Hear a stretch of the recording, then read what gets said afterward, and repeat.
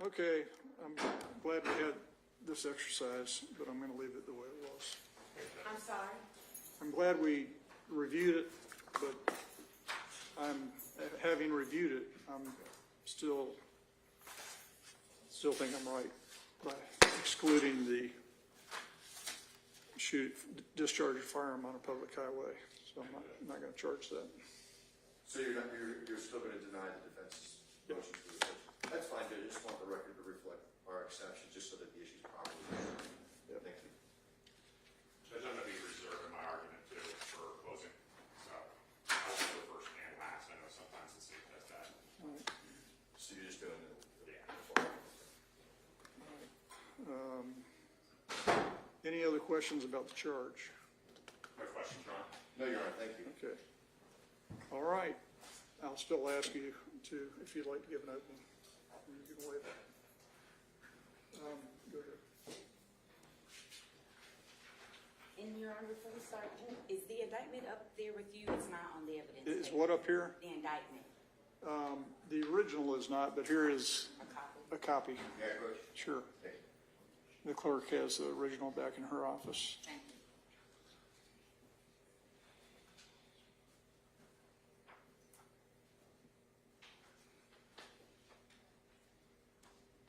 All rise for the jury.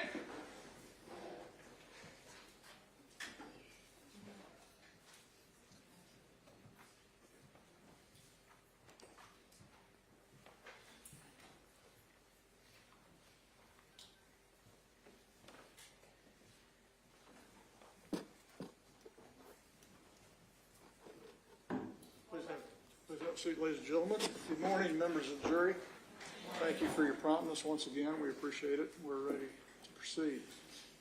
Due to the rules of procedure, the state, as the complaining party in this case, has the right to both open and conclude in their closing statements. Counsel? Judge, I will simply conclude. All right, so you'll hear from the defense and then you hear from the state. Ms. Howell? Thank you, Judge. Good morning, ladies and gentlemen. In the early morning hours of December 29, 2022, Anthony Thomas was at his house and he ordered his DoorDash food. He got full off of enchiladas, I guess, quesadillas, some red velvet cake, and a fruit punch. He made sure he had his cell phone, he had his Fulton County credentials, and he had his Fulton County raincoat beside him. And like hunters do, he went into the night to hunt. Under the cover of darkness, he was the predator, and my client was the prey. And like predators do, he spotted what he believed to be an easy target. Someone unsuspecting, someone unaware, with his headphones in, someone that's minding their own business, alone, on a dark stretch of road, camouflaged by a dark car, in the dark, he spots what he believes to be easy prey. And like a predator, he begins to surveil and place them under surveillance and watch him. And every time, loop around. And just like in nature, every time he's going around, fear is building up in Mr. Oliver. Because you never know when the predator is going to strike. You don't know how the predator is going to strike, but you know the predator is going to strike. And just like in nature, my client had two responses: fight or flight. And unlike, we have the ability, we have the choice to fight. The law does not require us to flee for flight. And that's what he chose to do. He chose to fight. Now, I submit to you, ladies and gentlemen, this wasn't about a sexual act. Because if that's what he wanted, He could have got that, consenting, willingly. Just like DoorDash, not to be funny, he probably could have had it delivered to his house. He could have went driving down to Fulton Boulevard. He could have went to Midtown. There are several places, if it was about the act, he could have gone. But it was about the hunt. It was about preying on someone. I also submit to you, this wasn't the first time that he might have done this. I'm going to object, Your Honor. Lack of evidence, improper. For whatever reason, someone sworn to protect, who protects by day, decided to turn into a predator by night. Now, an attempt to prove, well, that's one thing in this case, the predator-prey thing. Another overwhelming theme in this case is the lack of evidence. The lack of evidence. The lack of evidence. We spent 2 days in this courtroom. A trial should answer more questions than it raises. We spent 2 days in this courtroom, and there are several things, a lot of important factors that led up to this moment that we still don't know. We still don't know where he was going that night. Now, I know Detective Demeester tried to get up there and testify and say, well, he was going to an apartment complex. He had an apartment complex programmed in his phone. But when pressed by me trying to ascertain the truth, make sure it's clear for you all, because he would have you all believe they knew exactly where he was going, he had to admit, I actually don't know when he put that in there. I actually don't know where he was going.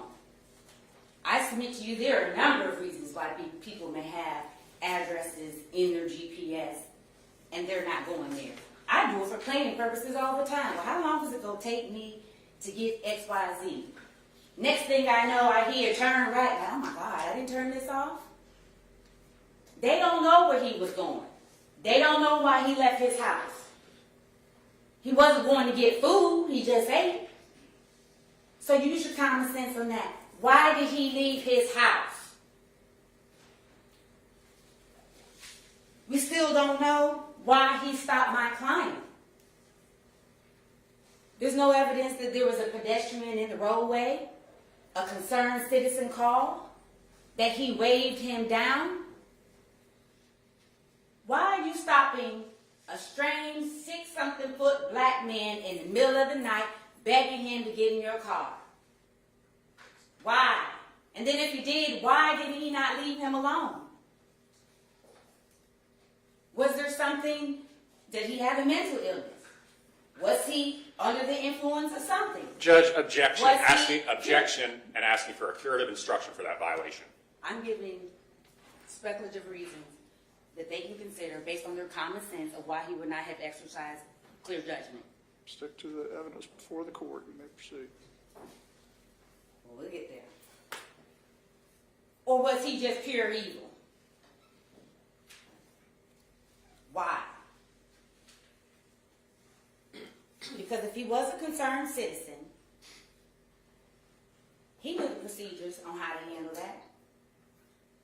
The state wants to say they got up in here and they said he got shot for shooting his shot.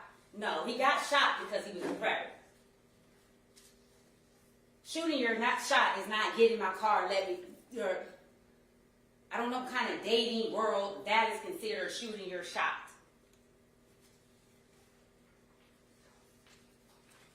We still don't know why. Again, he took no for an answer. Ultimately, we don't know anything about him still. I know his sister testified. I know he has 3 siblings. But we heard nothing about his character. Judge, objection. Bad faith argument. Sustain the objection. We heard plenty about my client's character. You heard that I'm going to object on the inference. That's an improper inference. Sustain the objection. Your Honor, that's the evidence. You will hear, and the court will give you a good character trait charge. Good character has been entered into this court. My client's sister testified to his character. That was the purpose of calling her. She testified that he has a character trait for truthfulness. Another character witness that came up here and said he has a character trait for being calm, for being chill. You are able to consider that, and the judge will instruct you on that. That is the character of my client. The evidence also shows that this man is the type of person that would walk 1.5 miles in 46-degree weather after working a shift. That's who is on trial. He was minding his business. That they don't want to talk about it. That's his character. And you can consider that. And the judge is going to tell you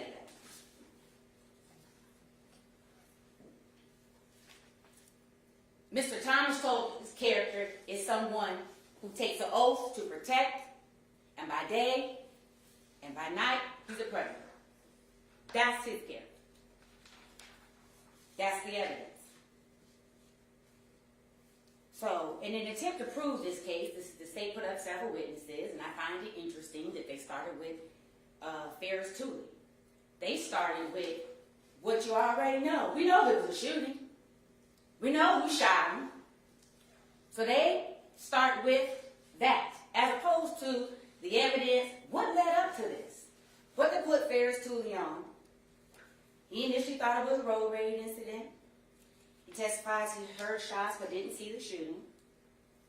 He testified he didn't know what even led up to the shooting. He also testified, which is important, that he didn't see anyone running off. He said he didn't see anyone walking off. And initially he couldn't tell whether or not there were two people in the car. He did mention that there was a 24-hour convenience store down the street. And I only mention that because don't let the state try to hang on that, like, oh, well, maybe he was going to the store. There was no evidence submitted that you all heard that Mr. Thomas was trying to go into the store. He already had a full belly. He ate full. He left. No evidence of that. Then you heard from Ms. Sims. She really didn't add anything to the case. She was a car that was hit by Mr. Thomas's car. She didn't want to be involved in here. She didn't see the shooting, so she really had nothing more to add. Nevertheless, they called one of their investigators to impeach her. Again, this is a lieutenant investigator with their office. Y'all see me fumbling with body cam, recording after recording. They could have easily recorded this, particularly in a major case where you make a statement for the first time. I might want to record this because there's a strong possibility that I may be encounter a witness who is not cooperative, and I need to impeach her. And I know we should just believe people when they say things, but she says she's an officer of the court. But again, ladies and gentlemen, it would have been simple for her to record it. I was on Zoom, hit a button. I don't know. But really, that's not even the main point, because Ms. Sims doesn't really have anything to add to this case. Again, anything that they try to say, the car hit her, he placed her in danger, again, but for Mr. Thomas getting out on the street, preying on my client that night, we wouldn't be here. My client was minding his own business. He engaged my client on this night 3 times. Then we have Hermit Brodus. His truck captured one of the interactions between my client and Mr. Thomas. According to Mr. Oliver, that was his second encounter. And y'all saw that video. It was dark. It was real dark. You saw him walking, minding his business. You see that car stopped in the middle of the street. Stopped in the middle of the street with a semi-truck coming by, demanding, get in and let me suck your dick. That's what he was doing at that time. Stopped in the middle of the road, soliciting. Hermes Brodus captured that, and thank goodness he did. Because guess what? We being here, definitely ex-deputy's word against Mr. Oliver's word. Thank God that was caught. That's proof and evidence of the interaction, and they had no explanation for that. No reasonable, lawful explanation for that. Detective Denise, I asked him, is there any evidence of any sort of reason why he would have encountered and stopped my client? And he had to say no. And so when you don't want an interaction to continue, you have the right to say no. You have the right to say, leave me alone. You do. His truck captured the interaction. He even said, oh, you can hear him say, damn, he stopped in the goddamn road. You heard him say that on the thing. Then you see the car kind of squirt like, oh, and bust a U-turn. That's the extent he was going to go to. What did he say? He said Mr. Oliver kept minding his own business again. He tells you again he did see him make a U-turn. You can see that on the video. And he testifies that he didn't see Mr. Oliver waving back. Like, come on, come back. Mr. Oliver was trying to get on. He was trying to get home. That's the second encounter. So by the second encounter, you're really like, oh my God, what is this dude? Like, come on, I done told you no. Now you're coming back asking them, come on. Again, it's dark. Then you have crime scene tech. They testified, and I believe it was State's Exhibit 26, and you can see that Mr. Thomas was not wearing his seatbelt at the time.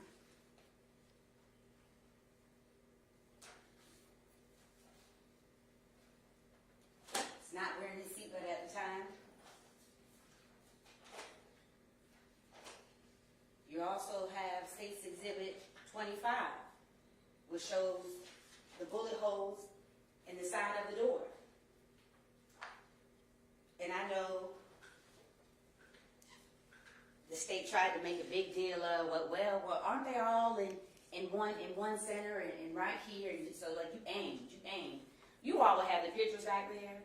That is a determination for you all to make. Like I said, I'm not familiar with guns. I only know what I've seen on TV, but I know you can get it closer than that. I know all three didn't hit him in the head.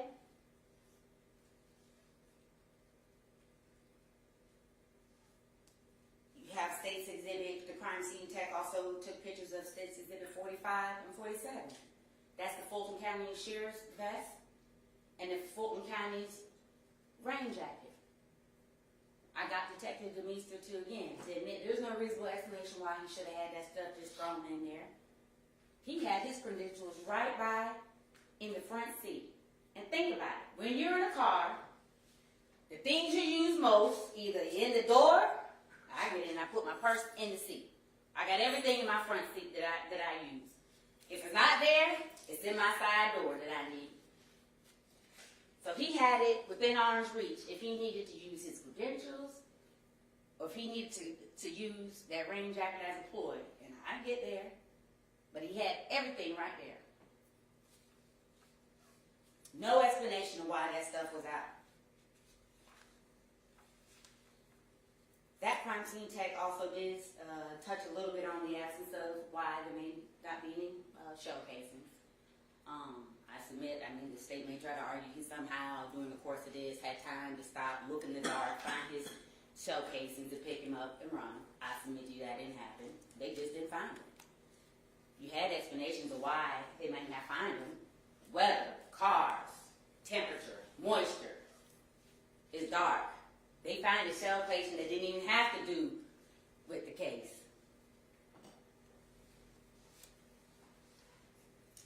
Then we heard from Al from Burley. He knows my client from work. He tells you he never had a problem with my client, and he would take him home sometimes. And he told you that he would take him all the way home. And he would take him all the way home because it was a long walk. And he told you that he would have to walk through some tough areas. And he told you that Alton was not this type of guy. And he told you that he was shocked. And he told you that he kind of believed him.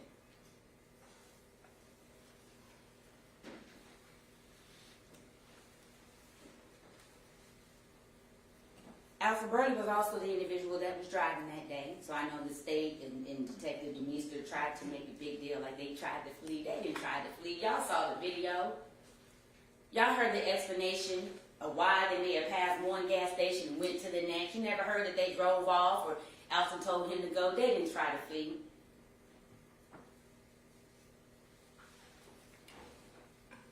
Then we heard from McManus, who was in the other crime scene.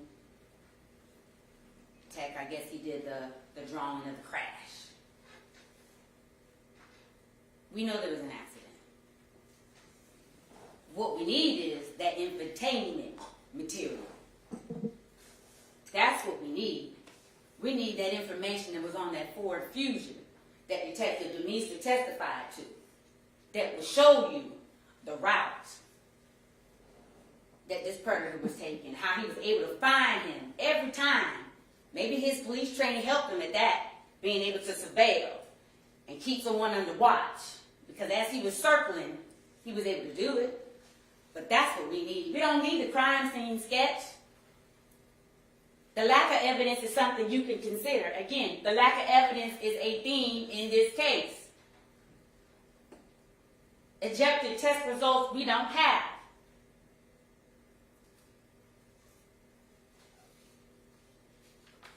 But you had a sketch so to know where the car ultimately ended up. And if you want to know, we have the bumper.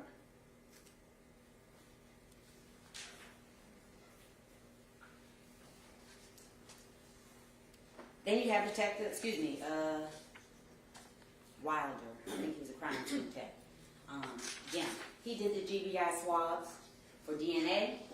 He did the GBI swabs for the fingerprints. And he says they were submitted for testing. But Detective Demeester came here and told you he found that to be irrelevant. But he didn't know that at the time. Because the car was taken from the scene to impound.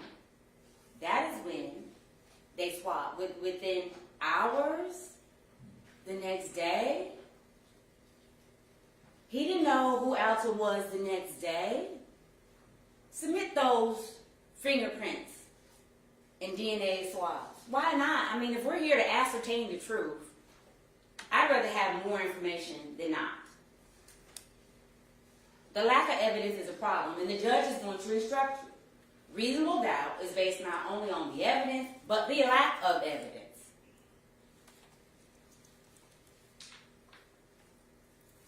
He also tells you that he can't tell which defect came first in the car.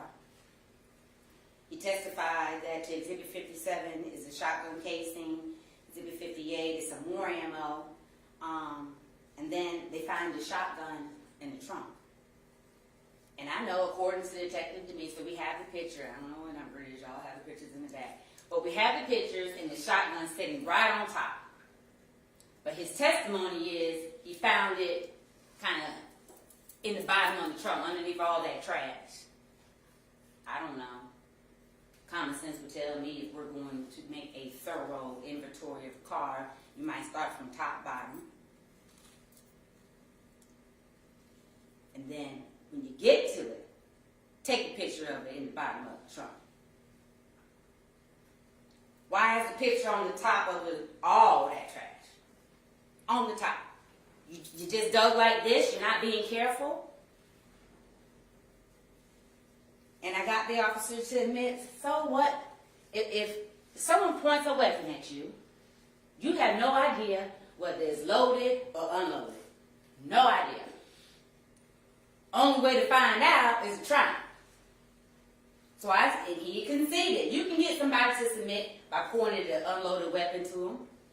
And I'm going to get to why that's relevant too in a minute. But yes, an unloaded weapon, an inoperable weapon, if pointed at you, is threatening. You will submit unless you're willing to try. Then you have the medical examiner. He's testified that he couldn't tell you whether or not Mr. Oliver fired in self-defense. All he can tell you is the manner. It's a homicide. But that's really up to you to decide whether or not it was justified shooting. And I submit to you it was.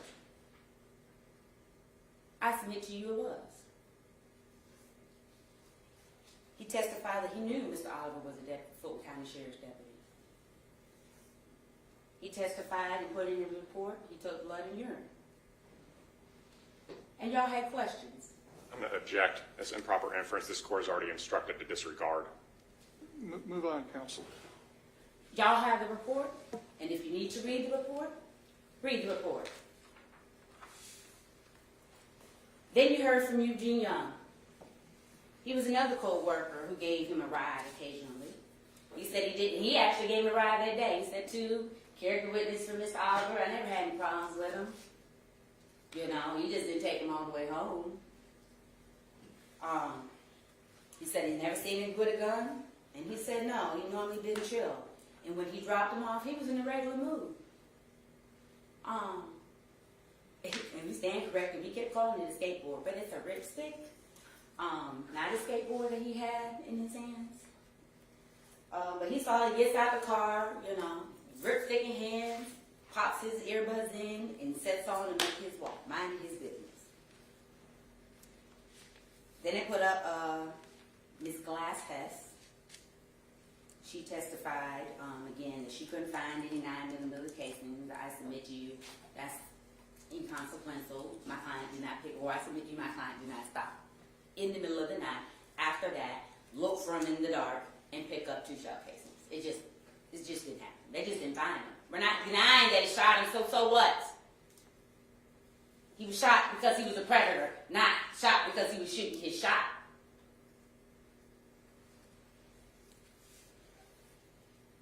Then they put up Detective Demeester.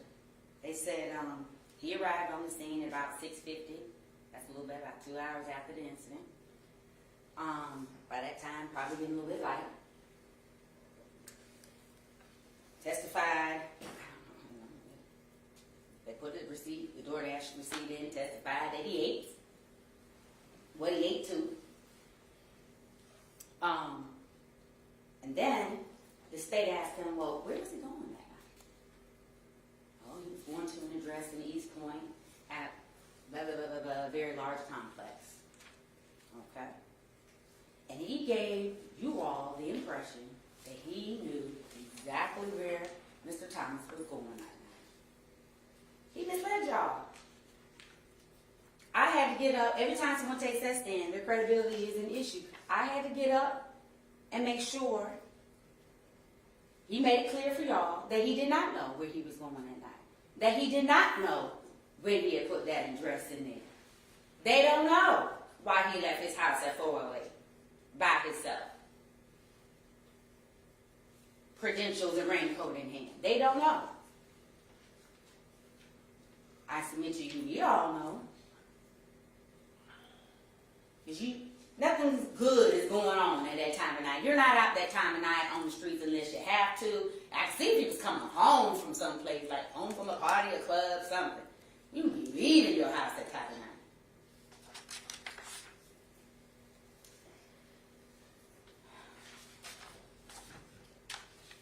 And he admitted, he even had to admit that to the Thomas family. He told them that, so don't let him come in here and tell y'all something different. Major omission on a major point by the lead detective.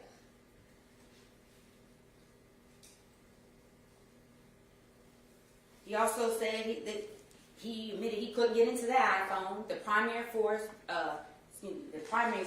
of his communication was his iPhone. He admitted, and he couldn't get into it. So we don't know who he last communicated with. We don't know anything. That maybe have given us some insight to at least why he left the house. Maybe he did have a reasonable explanation. But we don't know. Lack of evidence. That's one of their favorite things. Again, but they don't want you to focus on the things that all led up to this. They want you to focus on the stuff we already know. That we know he shot him in self-defense. We know he shot him because he was in fear. We know he shot him because he was being preyed on in the middle of the night. Like, we all know that. But why? Why did he not stop? Why did he not? After the first time, after the second time. Because he's a predator. Then Denise also testified to the statement that Mr. Oliver gave. One of the first things that one of the detectives, he said it was Leon Packer, Mr. Packer, he said it was Mr. Packer, but he said, look, I feel like something happened, and you feel some sort of way about it. So they even knew something happened out there. They knew my client just does not go walk. I mean, he didn't have any reason to shoot Mr. Thomas, but for him messing with him. They even know that. Something happened, dude. But the first thing Alton tells them is like, I'm going to make this clear. I'm 26 years old. I have a good record, and I don't mess with anybody. That's another thing throughout this case. I'm 26 years old. I have a clean record, and I don't mess with anybody. He told you he got spooked. He told you he was tired. He just got to work. He told you he was tired. He told you about a prior ATV incident, an accident he had, and falling off the truck. That's why he had the ribs fixed. Sometimes you get tired. Sometimes you want to push your feet on the thing. You just glide. He told me he kept following me and he wouldn't stop, and he kept getting closer. And look at those pictures. You wouldn't be shot like that if you weren't up in his face like that. He didn't get shot on the other side of the car. He got shot face all out the window. And again, it's dark. He can't see this. Well, did he have a gun? It's dark. How are you supposed to see through a car, at a black car, at 4:30 in the morning, no lights? You didn't see a gun. That don't mean my client couldn't have been in reasonable fear that he had one. Because what fool would be circling someone around and not be armed? Sure, you armed. It's totally reasonable my client thought he had a gun. At some point, did he go stop and get out? He's a prey. He's circling him. At some point, he knows he's going to strike. And just like in nature, when you strike, it's deadly force. He used the only weapon he had. He wasn't carrying the weapon because he was afraid of being robbed on the way home. Not being approached by an off-duty cop begging for him to get in the car. No, demanding he get in the car and suck his dick. He was afraid of being robbed. That's why he had the gun. He used the only thing he had. It wasn't excessive, and I'm going to get to that too. He told you that he didn't know if the man was there or not. He knew he just discharged his firearm back in the direction of the car. He states he wouldn't have known and he wouldn't have shot if it was a cop. And the state tries to make it as if it's a big deal, or it's not a big deal, that he had his vest and his credentials. But it is. It is because we trust cops. They swear to protect. And so someone tells you they're a cop, you trust them. You let your guard down a little bit. Because surely they're not here to prey on me. So what if he would have rolled up to him? Oh man, get in the car, you know. I'm a deputy, I don't mean you no harm. Lulled him into a sense of safety. Got him in the car. Because then once he's in the car, you can tell you the number one thing that if you're trying to be kid, don't get in the car to prevent from don't let them transport you. Because it's really hard from that point. So say he gets him in the car. He's a master manipulator, finds a way to get him to stop the car. Let me get something out the trunk. Gotta get something. He goes and he gets this shotgun, points it at him, and he can get him to submit to just about anything unless my client go try him. So yes, it is of consequence he had his credentials. Because we trust cops. They are sworn to protect. They shouldn't be protecting by day and being predators by night. But that's what he was. So yes, it does matter that he had it there. And not only did he have a vest right beside him in arm's reach, he had one in the back seat. Now, of course, we don't have clear pictures of him. Fulton County Sheriff Deputy. But Detective Denise testified to it. Wouldn't have done it if he was a cop. got in the car. But if he would have known, wouldn't have done it. Because he stayed respectful. He respects law enforcement. He has a clean record. He don't have a reason to be afraid of public. He don't have a reason to run. He can possess a firearm. Told you, went home, started talking to his family. They tried to start getting him a lawyer. It was confirmed that they, in fact, did call a lawyer on his behalf while he was in the back seat. Not only did Mr. Oliver cooperate, but his family cooperated. And see, Detective Jamisa sat there and told him, your cooperation matters. It matters. It matters.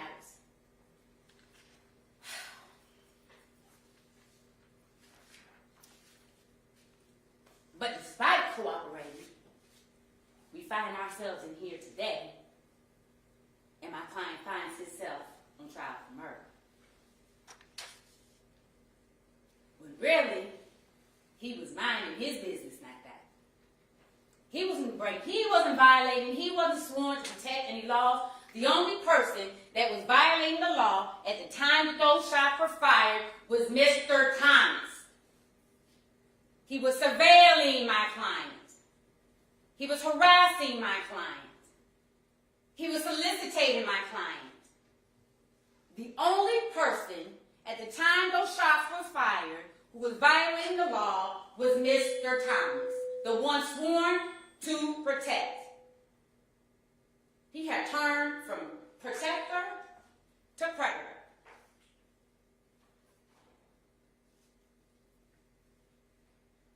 Gave his side of the story, went home.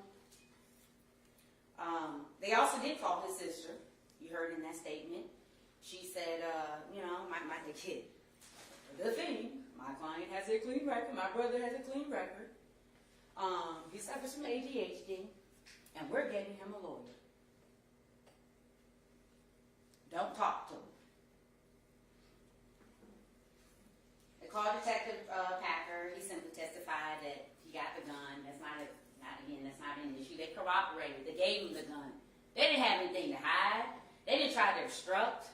You heard him kind of threatening him, put the phone on you. And let me tell you this. If gun goes missing, it's going to be bad for you. Nothing up until that point gave him any indication that Mr. Oliver wasn't cooperating. He didn't have to even talk to you.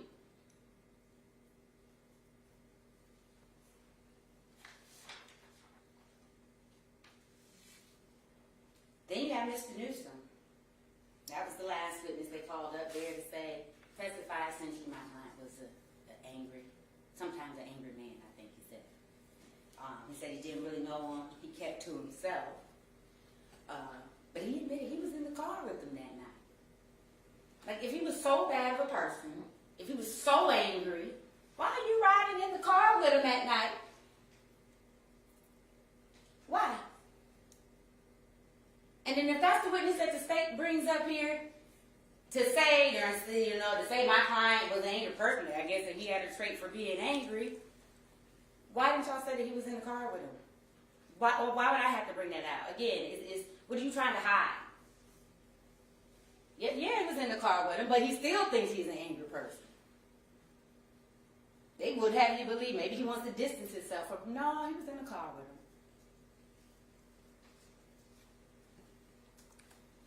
And originally he didn't see the ripstick, but he gave us an explanation why. His eyesight is not that well. So it's okay, I guess, in his particular case, he might not have seen ripstick. It was a black ripstick. But then you have Mr. Oliver. And again, as Detective Demeester instructed him, a defendant has the absolute right to remain silent. The defendant doesn't have to say not one thing. The state has to prove their case. They have burden or doubt. They can't shift the burden, although this is all this case is burden shifting. I'll get to that too. But, again, he wanted to tell his side of the story, so he took the stand. And anytime someone takes a stand, their credibility is an issue. And ladies and gentlemen, I submit to you one of the most credible witnesses in this case, and the judge would also instruct that you can consider the demeanor, the manner in which they testify, all that. You've been, I think he was one of the most credible witnesses. Imagine that, the defendant being one of the most credible witnesses. But he was. Because you heard his statement played in the car, and you heard his testimony on the stand. Very consistent. Very consistent. You know, I'm not going to go through the facts again because at this point, again, like the state said, when he got up here, 92% of this is not in dispute. We know he got off work. We know he was minding his business. We know he came around the first time asking for a ride. My client, again, although he had walked off, he didn't shoot him then. He comes around the second time. Makes a sexual overture. Didn't shoot him then because of that. Again, there's no evidence. Not one person ever said anything about, he was homophobic or he had issues with none of that. So he didn't shoot him because of that. Because if he was going to shoot him because he shot his shot, he would have shot him in. What'd you say? And shot him in. But he didn't do that. He kept walking again. He tells you it was up until that third time and he's like, man, he kept following me. He kept getting closer. At the time he shot, he was straddling the median on the opposite side. He's trying he thirdly trying to get to him again. Face all in the window. That is at which point it was a fight or flight. And he chose fight. But the only thing he had on him to protect him at the time.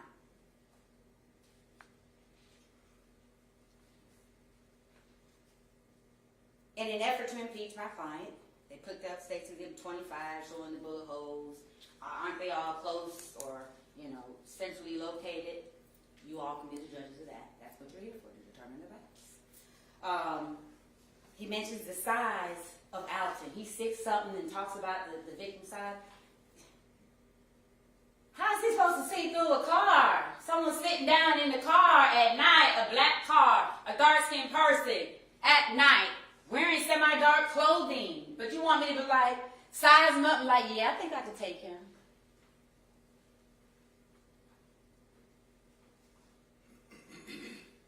He tried to impeach him and say, well, you didn't tell officers how many minutes passed every time he went around. Officers didn't ask. I asked. How many times? But you know what might be able to tell us that? That infotainment system information.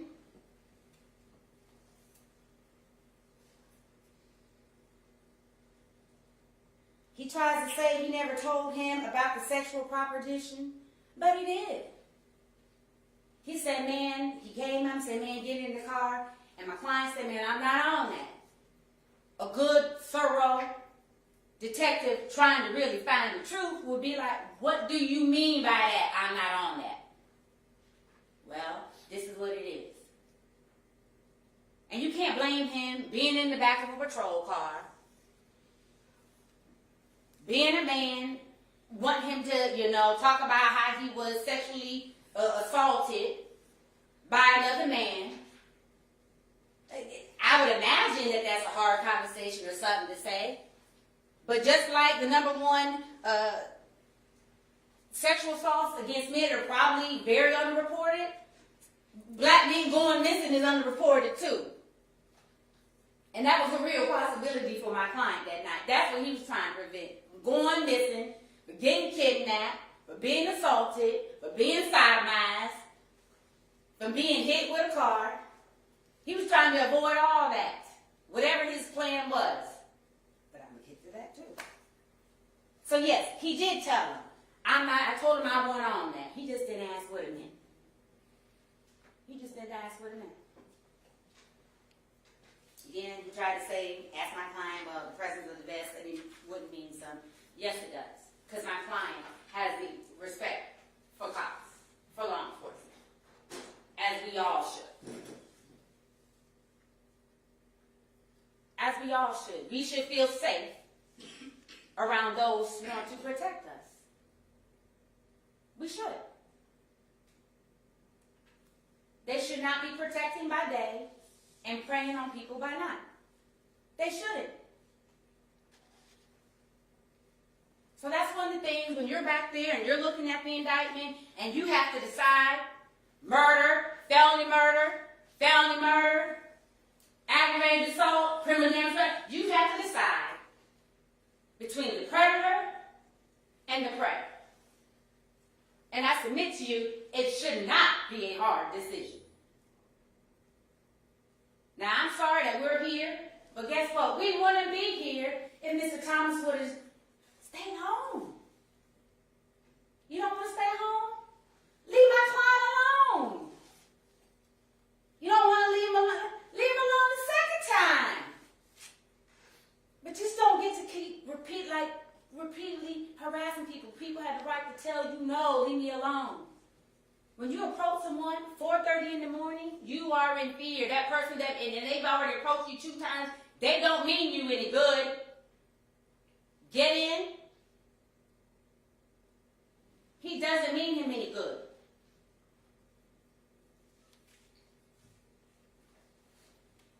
So when you're looking at the indictment, pretty obvious our defense is self-defense. And so we have to prove, it's an affirmative defense. And that's important because what that means is that the state has to disprove it. They have to prove that he wasn't in fear. And ladies and gentlemen, we have the video. We have several videos that would have looked like that there. We set the scene. It's a predator-prey scene. He's being circled. He's being followed. The fear is there. A reasonable person would be in fear. We have to prove that the danger is imminent. And the state would have you believe that it didn't become imminent until the third offense. No. This was a growing situation. Predators move slow, right? They're calculated. He took his time.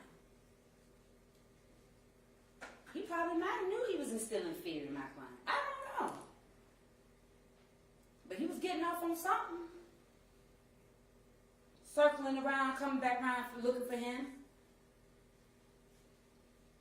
The fear was growing. As his intent, it was growing. It was imminent. He told you he took off his earbuds like, okay, maybe I need to pay attention. You know, and as much as the state would like to say, don't let them get away with he shot his shot for shooting his shot. No, he got shot because he was afraid.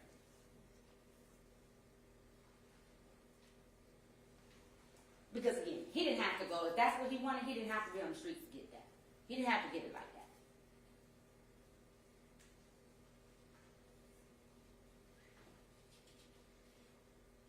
And you also have to couple with that with the fact that as a predator, Mr. Thomas had the advantage.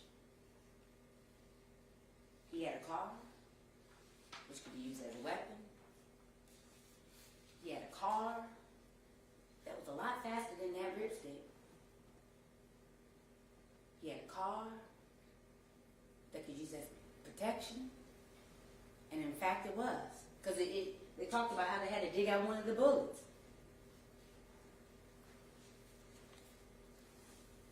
A car, if used offensively, can be a weapon. He also had the advantage because he had the plan.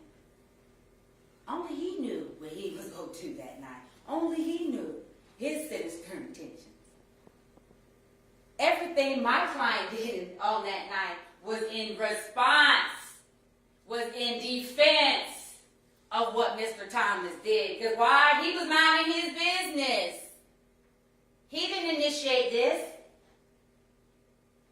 He was in defensive mode from the first encounter, from the first moment, as you should be, as a reasonable person in the middle of the night walking home should be. Why is this man stopping me? It's dangerous to pick up people. It's dangerous to be picked up. Why is he picking me up? I could be a threat. What's wrong with him?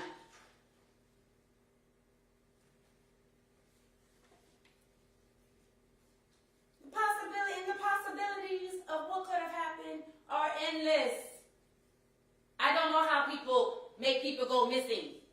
But I suspect there are a lot of ways. It didn't have to be violent. It didn't have to be he jump out the car and run after him. Again, it could have been under the rules. Lure you into a sense of safety because he's a cop. Trust me. I don't mean you no harm. I submit to you he did. When you're not taking no 1, 2, 3 times, that's a problem. He didn't have good intentions. Use your common sense on that. That's another thing the judge will show. Use your common sense. Some of this you don't even, it doesn't take a law degree. It doesn't take, use your common sense. His intentions were not good. The possibilities were endless.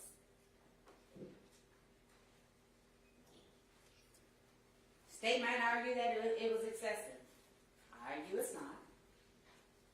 I argue deadly force and was warranted because that was the only force he had. He won't go outrun a car. He won't go win a head-to-head fight with a car.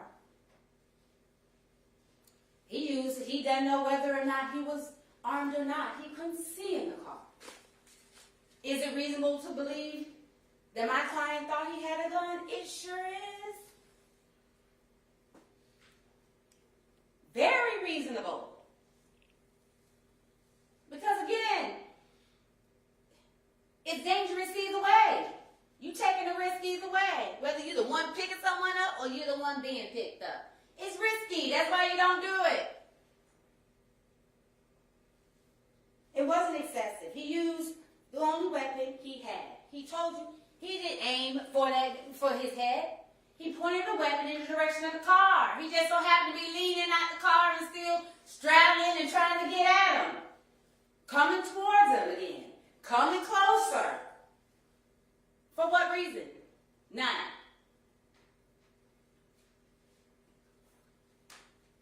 My client was at a disadvantage.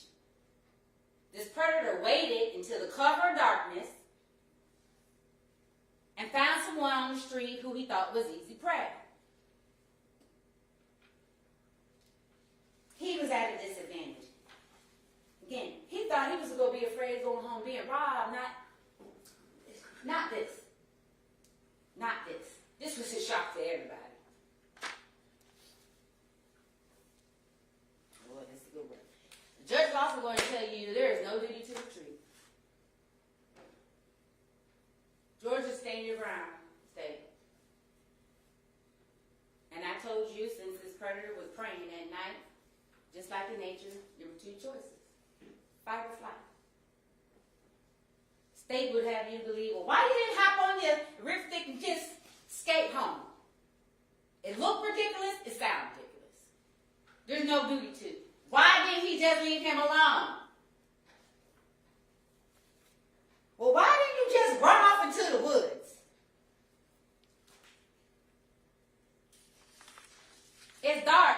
I don't know where I'm going. It's 46 degrees, and now I got to run in the woods, put myself now in fear of other elements, misdirection, because he wouldn't say no. Why wouldn't he just leave him alone? Well, why didn't you just call 911? Well, he told you why. He told you, I was just trying to get home. Calling them was not an issue. I'm hoping this man just leave me alone so I can go home. Also consider, say he had called 911. We're dealing with a nasty manipulator. Someone who protects by day and prays by night. So say the officers pull up on this scene. What's going on here? None. I mean, I'm just off-duty Fulton County Sheriff's deputy. And, I don't know. He could have flipped that script so easily. And because we give officers the benefit of the doubt, as we should, he probably would have gotten it.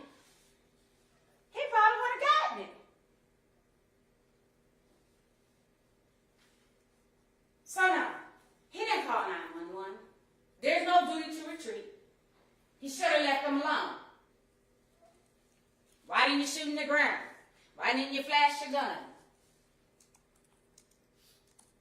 One thing I do know is I've never shot a gun. My grandfather used to have shotguns, right? And he'd always be like, well, we got in a little skirmish or argument with some little girls next door. And I remember one day, we picked up the shotgun and pointed it through the door at the little girl next door. And we're like, you don't leave us alone? Okay, right? So then my grandpa comes home, and the first thing, you know, he says, let me tell you what. You pull out a weapon, you better use it. You better use it. So if he would have showed his weapon, then he raises the point of, you know what? Now, what if he didn't know if he had a weapon? Then you're in the shootout. Then you're in the gunfight. What really should have happened was leave him alone. He wasn't messing with nobody. He wasn't violating the law. He had a right to be walking on that street. He wasn't in the street. He had a right to be walking on the sidewalk. He had a right to be walking home. He had a right to tell you no. He was the only one in the right that night. He was the only one in the right that night. He was the only one in the right that night. He didn't have to do any of that. He didn't have to rip stick home. He didn't have to do any of that. What Mr. Thomas had to do, which is indisputed, everyone agrees, was leave him alone. Self-defense is a complete and absolute defense to every element charged in this indictment.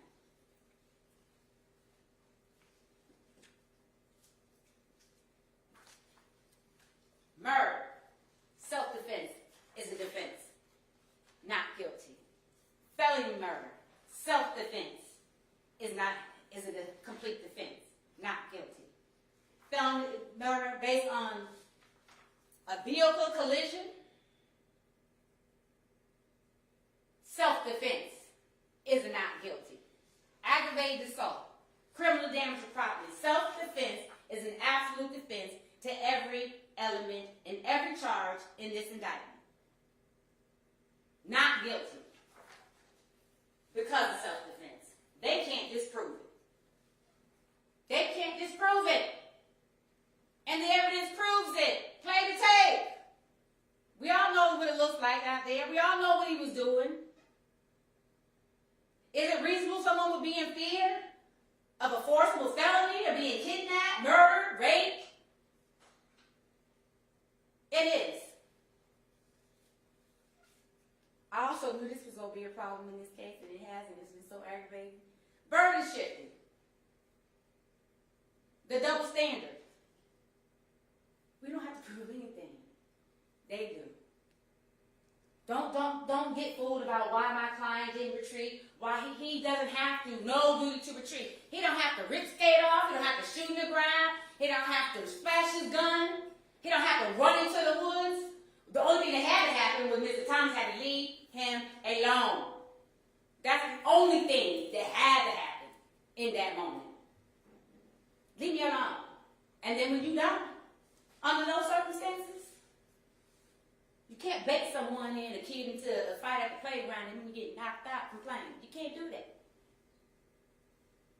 You can't create a sense of fear in someone. And then when the prey you thought was easy strikes with deadly force, you can't do that. Can't do that. You can't force someone, put someone back against the wall and be like, oh my God, that's what you did? Yes! You left me no choice. Yes. That's what I did. Don't let them shift the burden. He had no right to stalk my client. He had no right to harass my client. He had no right to demand sexual favors. But for his actions, we wouldn't be here. My client would have made it home. He would have kicked up with his feet up. I don't know, maybe had a beard. I don't know. Had he just left him alone. It's also important to have to say this about the double standard, ladies and gentlemen. The law says a reasonable person. Not a reasonable man. Not a reasonable woman. In voir dire, one of the jurors said, no, I wouldn't call the police, and I would expect the man to handle himself. In theory, that sounds good. But men are allowed to be afraid too. I mean, y'all, there's the thing that we have a cross section. Y'all can discuss that. Men are allowed to be afraid too. It's not a double standard. If Mr. Oliver was Mrs. Oliver, we might not be here. Why? Because do we expect a woman? How many times do you expect a woman to be stalked in the middle of the night by someone circling? Once? Twice? Or does she have to wait till he decides to hop out the car and run after her? And then she has to get in a physical fight or outrun him. It should not be a double standard. It's not reasonable man. It's not reasonable woman. It's reasonable person. So if you wouldn't convict a woman, you should not convict Mr. Oliver. Let's not do double standards. Let's not do burden shifting, because they have the burden. And they have not proved their case. They have not proved their case. They have not proved their case that he killed him premeditated, that he killed him out of spite. Because in fact, you heard him say that I had no intention. You heard Mr. Burry say, I don't think he meant to do that. I kind of believe him. You didn't even hear the detective say that. I feel like something happened. That's not premeditation. That's not murder. Something happened. And what happened was he went out praying that night. That's what something happened. And the prayer he thought was so easy wasn't so easy. He probably didn't expect him to have a weapon. He probably expected he was going to be a downtrodden man. But no, Mr. Oliver had some business going on. He had something going. He had a reason to be out there. Don't do the double standard. Don't do the burden shifting. Now I'm about to sit down, and inevitably, I know two things are going to happen. I know I'm going to sit down, and I'm going to be like, oh my God, I forgot to say this. Oh my gosh. That's one, but I know you all were listening. I know you all were paying very close attention during the trial, and I thank you for that, because this is a serious case. You all took notes, you all paid attention, and luckily it wasn't that long.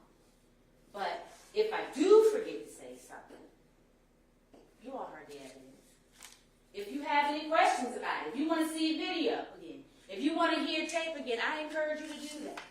I encourage you to be more thorough than the state and the investigation has. Ask the questions that need to be asked. It's the lack of evidence, it's the evidence, and it's the conflicts in the evidence.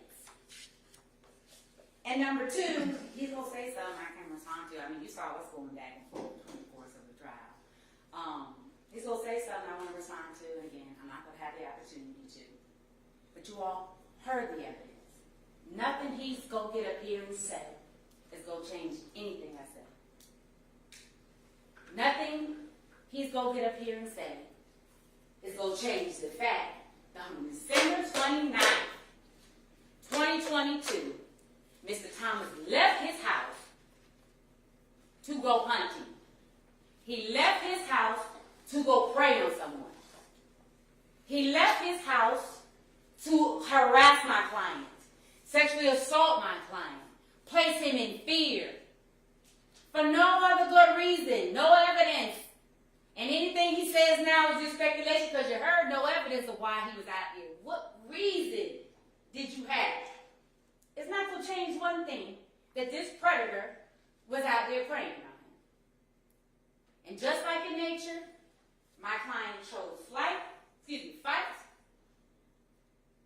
And just like in nature, and on that day he chose himself,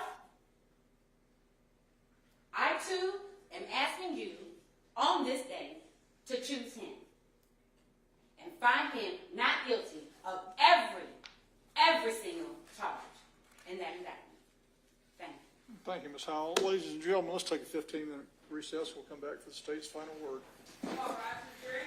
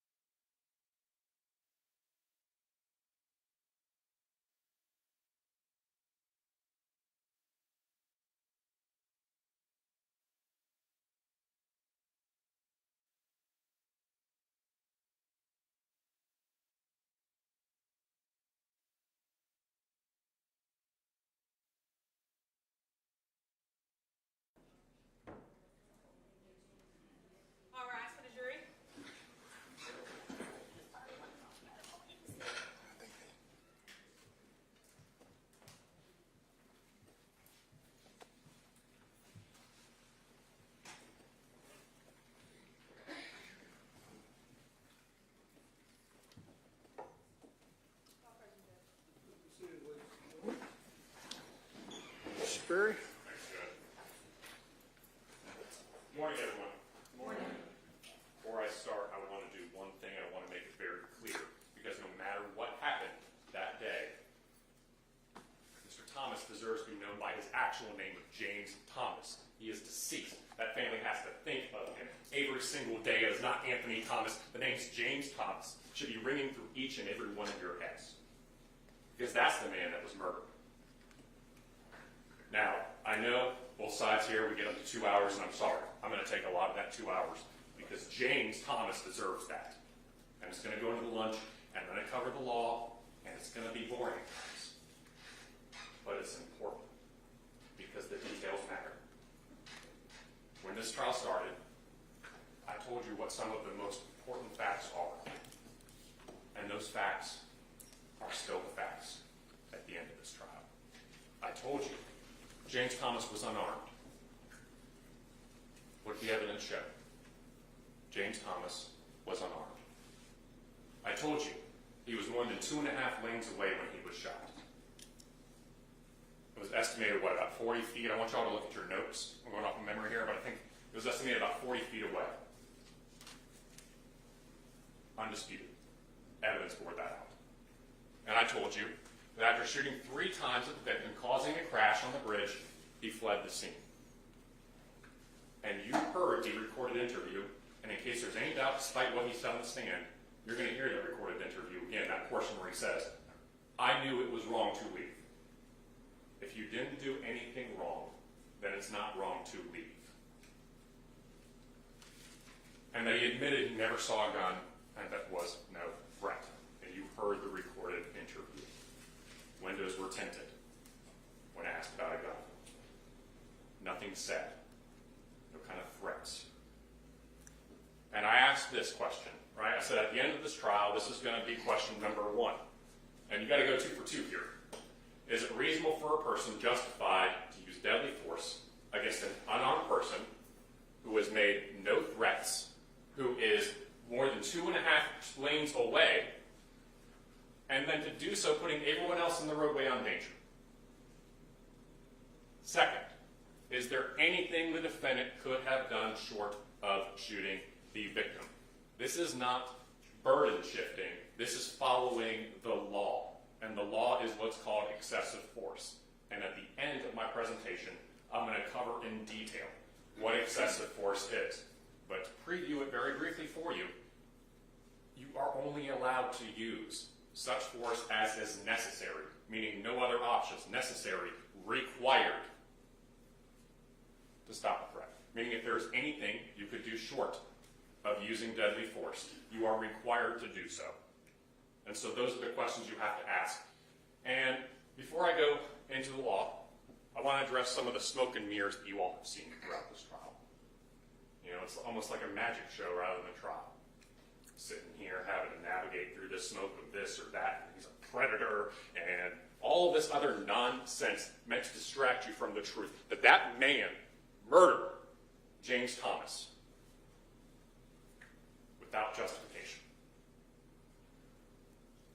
How long did we spend on this trial, y'all? Talking about vests in the car? How long?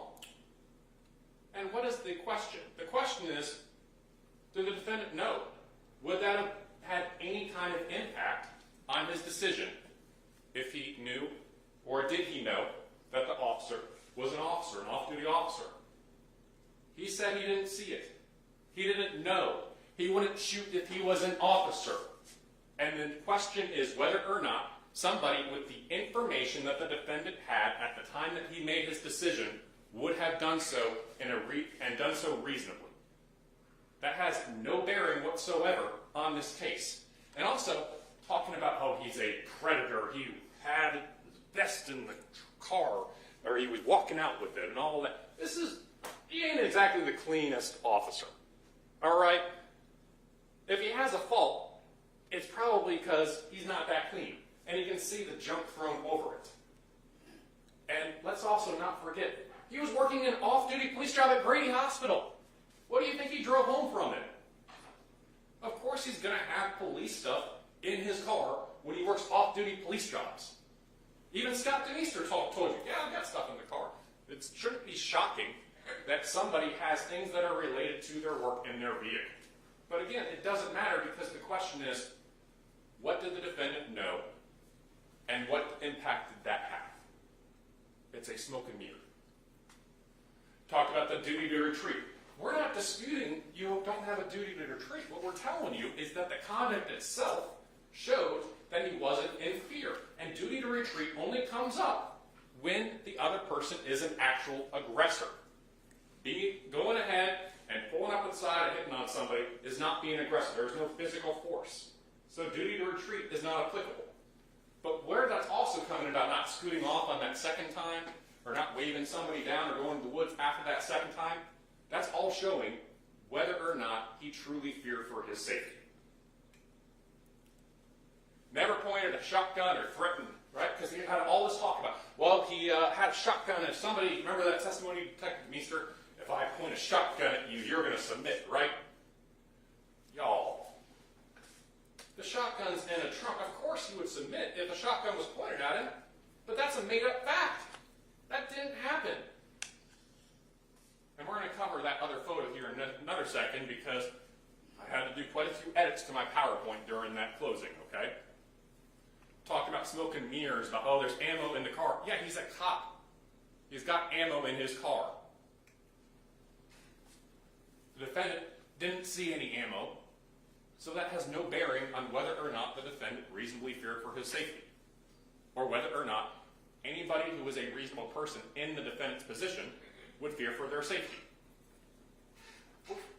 We're talking traffic laws. We're talking about upholding your duty to make sure that you're not impeding traffic when you're not in uniform in your off-duty car. That is what this case devolved into, not James Thomas being murdered in his car.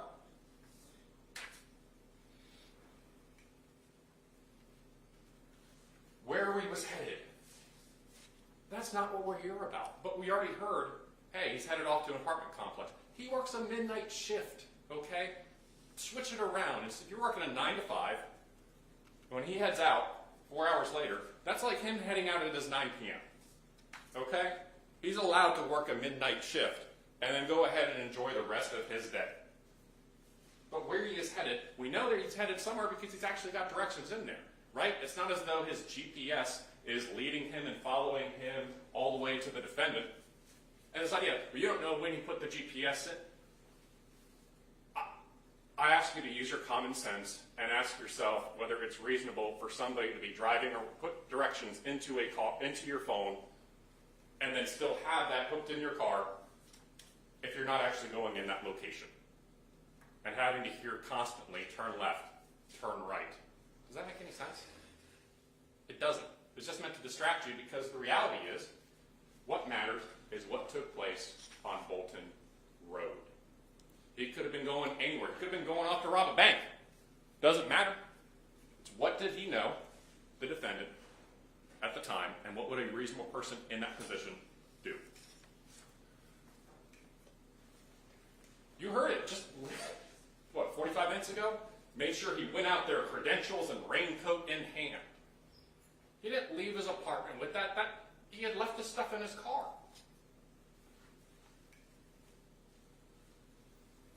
No explanation. We already just covered that for why the jacket or the vest is in the car. Scott Denister told you that. And it's offensive. It's just outright offensive that even in his death, he is still being victimized here as to his reputation. Salt in the grave. This random speculation with no basis in evidence. But let's go ahead and entertain this for 1 second. Okay? This has no bearing, but I'm going to entertain you all as to this master plan that James Thomas apparently has. Okay, James Thomas is going to work his off-duty law enforcement job at a hospital, come home, order some DoorDash so that way he's carved up before he goes out to hunt, go out wearing his slides without getting the gun out of the trunk to go and then cruise up and not, by the way, if he wanted to go ahead and lure the prey, right? We know a lot of kind of predators can go ahead and use traps like fancy colors and bring you in. But not even use the kind of items that might be able to disarm the suspicions of the defendant? Not going to say, hey, I'm a cop? Does that make any sense? And when I talked about the height and the weight, right? He's going to then go ahead and choose somebody from 2.5 lanes over who is significantly larger than him. That's going to be who he's going to prey on without even getting a shotgun out of the trunk, without maybe pulling back up, because we already know that he can drive up and then do a U-ey again if he wanted to do it. Why wait until what would have to be the 4th time of driving back up? He didn't even put his vehicle in park. It's nonsense meant to distract you, and it's offensive to the memory of James Thomas. James' conduct while being an off-duty officer means there's some kind of status. That is not the law. That is not the law. James Thomas' profession and what he did in his off hours has no bearing whatsoever on whether or not the defendant was justified in murdering him. It's offensive. Talked about, never touched his DNA. You heard it. He never touched the car. He never got in the car. They solved this within about 4 or 5 days. So, even though the defendant admits he didn't touch the car, even though the defendant admits he never got in the car, we're supposed to go ahead and still send those swabs off to GBI, who anybody who watches the news knows how swamped they are, so that way they can work up something where we know no evidence is going to come back, delaying what? How many rape kits? Right? That's nonsense, and that's dangerous. Shotgun on top of items. No, that's not what it was. These are the photos. You all see it. See, that second photo, that's when the shotgun is actually shown with the placard. This is what it looked like on the left when they opened the trunk. Exactly as Scott DeMeester told you. It was buried in there, had to remove items. It's not true when defense attorney tells you that. It's just not, because the photos bear that out. He wouldn't be shot if he was not up in his face. Y'all heard that. And what does the medical science tell you? No soot, no stippling.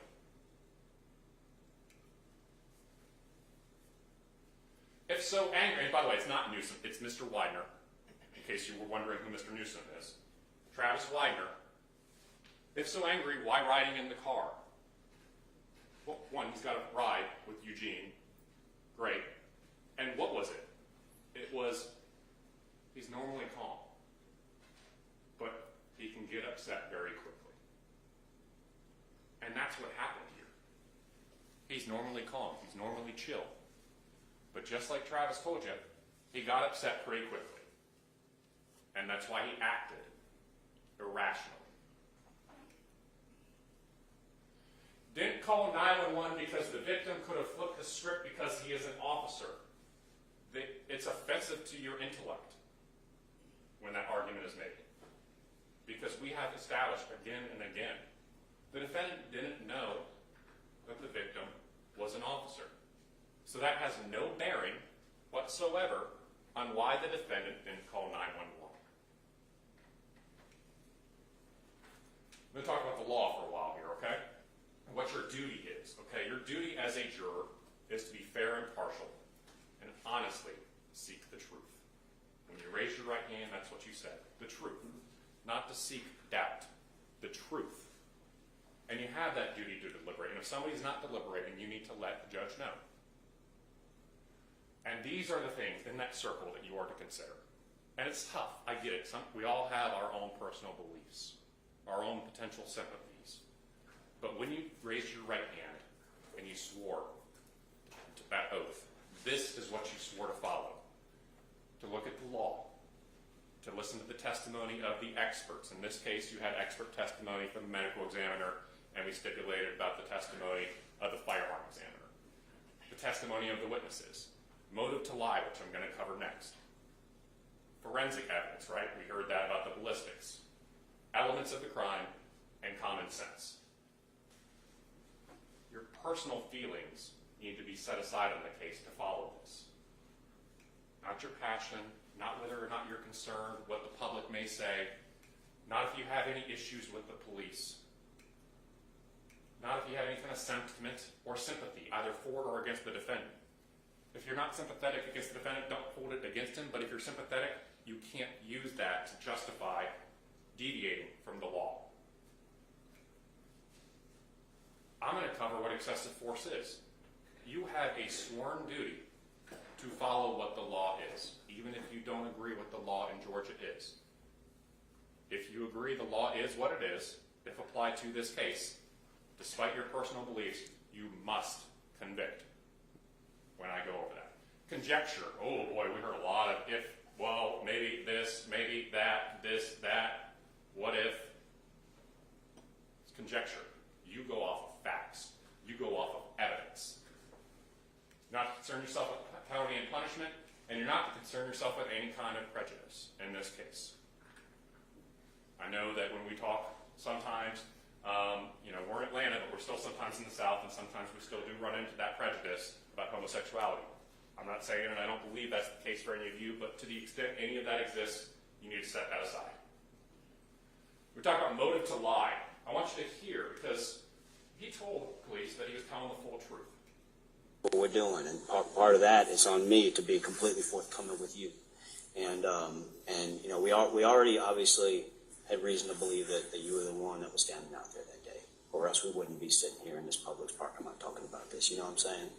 So we've been trying to do our best, but our best in any investigation isn't just about finding one side of things. It's about finding the truth of things. It's about investigating everything fully. That's the full truth. Yeah.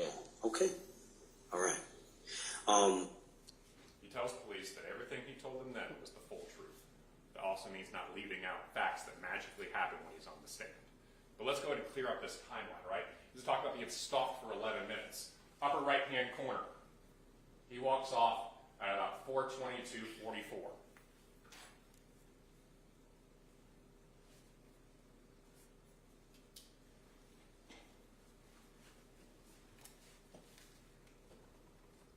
James drives by at 4:25:20.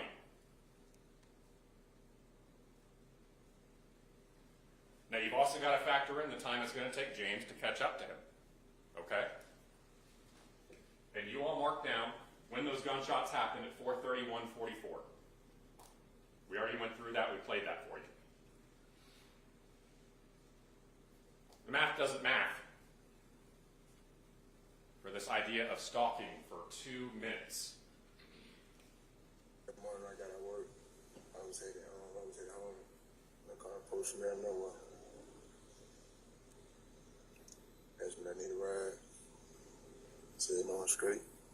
Kept walking. Now he drove off. Came back again. The full truth? That's the full truth right there.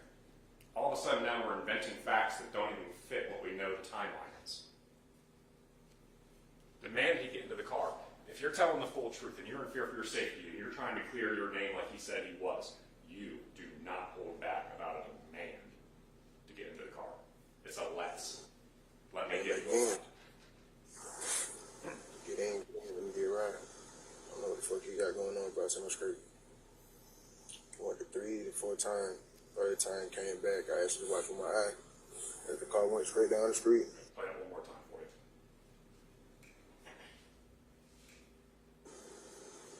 Came back again. Get in, let me get a ride. I don't know what the fuck you got going on, bro. I'm straight. Get in, let me give you a ride. Let me give you a ride. I don't know Yeah, what you got going on, Officer. Really? Let me give you a ride as a demand that you feel is overwhelming, that you're going to be kidnapped, that you fear for your safety, to the point you are going to need to use deadly force in the next encounter? Right? And we already showed this one here. The headlights being off. Y'all saw that video. The headlights were on. Here we go. There he goes walking, and the headlights are on. They're just adding and making up facts, but it doesn't fit the evidence when you actually go and peer through the smoke and mirrors? Or brandish a firearm or anything that I don't. It's nighttime. I can't see. Yeah. It's dark. It's a situation that you were scared of. Windows looking a little tint. I can't see in them. You load them down. As I was taught, it's a lot of. And then the thing about it, I see a lot of stuff happening on the news. You know? Could see fumbling in the car now, I understand he's saying that, but when he was talking to cops, he couldn't see anything. Like I said, at that point, I know it was wrong to leave that scene. Yeah. And went home. I know I was leave that scene. Yeah. I knew it was wrong to leave the scene. Oh, this is a big one, y'all. Because we talk about motive to lie, and we talk about victim, and we talk about witness credibility, right? If somebody's lying to you about this, they're going to lie to you about something else. What did he get up here and tell y'all? What do you do? I just turned around. I wasn't shooting anything. I wasn't shooting him. You know, I just figured I just turned and just wanted to shoot him down. And then we had this whole thing about the grouping, and no, I wasn't shooting at the car. It's a lie. Word hit a car and then he went that Back way. up this way. I got 2 shots. Toward the driver. Chose the driver window. Was no passenger with the driver window. And just shot out that way. Yeah. And then Let I off guess 3 it- shots, the driver window. Let me show you all again. Word hit a car and then he went Back that way. up this way. I got 2 shots. Toward the driver. Chose the driver window.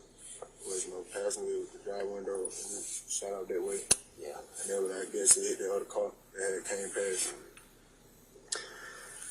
All right. Driver window. He even made sure to be clear, I wasn't shooting at the passenger window. So when he got up there and he said that, he looked at y'all and he was lying to you. Shot when the car was coming at him at a high rate of speed, right? We all heard that. The ballistics don't add up to that, because what happens if James Thomas is right here and the car is coming? Raises, shoots as the car is coming. Where are the bullet holes going to be? Where are the bullet holes going to be? They're going to be in that front windshield. Where are they? They're on the side. Now, I don't know what kind of matrix bullets he has at the curve, but I haven't seen them. He shot James Thomas when the brake lights are already there, and James Thomas is on the side with the window down, about to go ahead and shoot his shot one more time.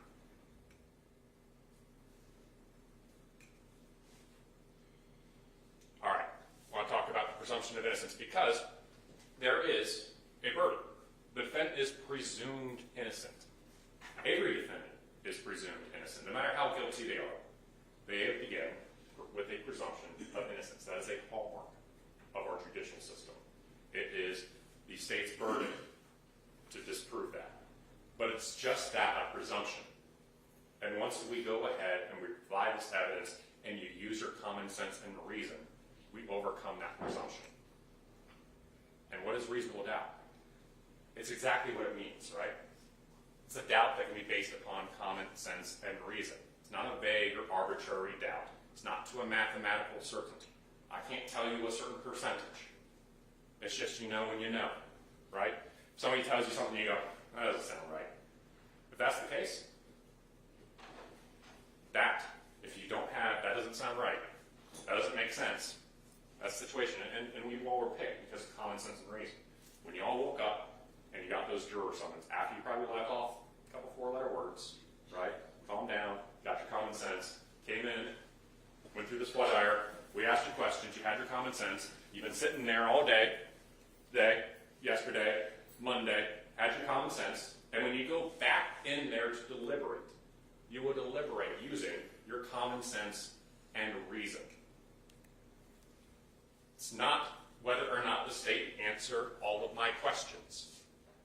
It is whether or not, using your common sense and reason, we prove the case beyond a reasonable doubt. I'm never going to be able to answer all y'all's questions. That's not the burden. The burden is, here are the elements of the crime. Did the defendant do these elements? Was the defendant justified in doing so? Did the defendant have used excessive force that then would discount that justification. Those are your only questions when it comes to whether or not the state proved its case. And there's what we call direct and there's circumstantial evidence, right? Direct evidence, something that points immediately to the issue. What a witness saw, what they heard, you see videos, you see photos, and there's what we call circumstantial evidence. And we use circumstantial evidence every time in our lives. It's things that are proof of facts by direct evidence from which you can infer other things. So what do I mean by that, right? I'm using a lot of legal terms. I'm going to give you a great example. Something I thought, based upon the warnings last night, we all were going to have to encounter today. So this is not the greatest photo, but I thought it was going to be a pretty good photo when I went to bed last night. So, you're getting ready to go to bed. You can hear in the distance some booms, okay? Maybe you can see in the distance some flashes. And as you're falling asleep, you start hearing a pitter-patter. And then that pitter-patter gets louder and louder and louder, and you drift off to that sound. And when you wake up and you go outside, everything is soaked. Maybe it's still a little bit overcast. Using your common sense and reason, what happened? It rained. Did you see it rain? No. But solely, exclusively, off of circumstantial evidence, if somebody told you some other theory, you would laugh them out the door, right? Somebody said, no, it didn't rain. There was actually a Boeing 737 that came by and it just dropped all the water right on your house. You go, get real. You serious? Because that doesn't make sense. Is it possible? Sure. But just because something is possible doesn't mean when you use your common sense and reason, it's reasonable. And the law doesn't require a higher or greater degree of certainty based upon circumstantial or direct evidence. This case has murder, felony murder, aggravated assault, and criminal damage to property in the second degree. We're going to talk about murder and how it's different from felony murder. And I'm also going to talk about aggravated assault and criminal damage to property in the second degree. So the felony murder, if you find the defendant guilty of aggravated assault and you find somebody died during that aggravated assault, you also have to find the defendant guilty of felony murder. If you find the defendant did criminal damage to property in the first degree and someone died in the commission of that, that also means, in addition to being guilty of criminal damage to property in the first degree, is guilty of that felony murder. And I'm going to cover these more in depth here. I see some people writing, so I'm going to go ahead and give you all an opportunity to write that down. You will have a copy of the indictment, and it will have those charges.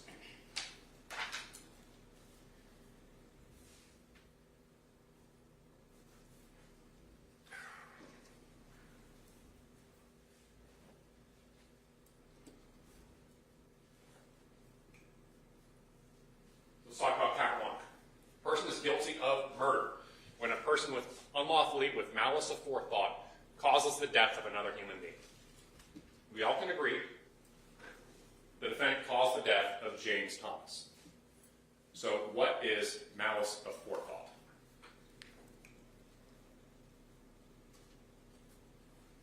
It's either deliberate, or it's either expressed, or it's implied. Understand that malice does not mean ill will or hatred. It is a legal term. Malice means an intent to kill. When you point a firearm and you shoot a driver's side window and try to shoot the driver's side window 3 times, that is a deliberate intent to kill. There also can be what we call implied. Understand, this has nothing to do with good character or bad character. Zero. It has nothing to do with hatred. It's simply, were the conditions in which the defendant caused the death the kind of conditions that show an abandoned or malignant heart, right? A do not care attitude about the kind of harm that can be caused to him or others. And we have both here. There is a deliberate attempt to kill. And then he went that way. Up this way. I got 2 shots toward the driver. It was the driver window. There was no passenger. It was the driver window. And it shot out that way. Yeah. And then I guess it hit the other car that came past.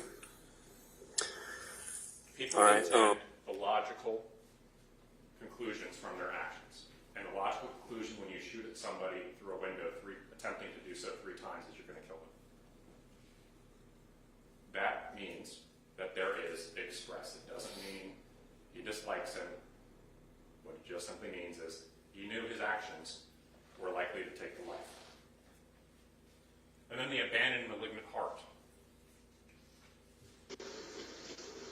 His actions in shooting in a road that, by the way, has this truck, James' vehicle, Fantasia's vehicle, a vehicle coming over a bridge, by the way. It happened right in front of me. Put every single one of those people's lives at risk. Nigga, they ahead of me. And what does he do? Does he check on anybody that he might have hurt? No. He flees. It's an abandoned heart when you put every single one of those persons' lives at risk in this manner. You know that what you're doing can hurt people, but you still do it anyway. Understand also, you're not going to hear the word premeditation because that's on TV. That ain't in Georgia. Georgia requires no premeditation. All it requires is malice, which we just covered, right? The intent, the either express intent to deliberately take a life, or doing it and doing that action in a way that just puts everybody at risk, such that you show that abandoned malignant heart. And that can be formed in a second. And we know that's there, and we know that's present. Even with one shot, even in that very moment that first shot comes out, that very second it can be formed. But in this case, it goes even farther than that. It goes beyond 1. It goes to 2. It goes to 3.